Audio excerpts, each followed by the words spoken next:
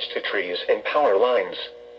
Locations impacted include Connersville, Milltown, Altoona, Columbia, Metallfield, Philo Math, Vicence, Bunker Hill, Waterloo, and Springersville.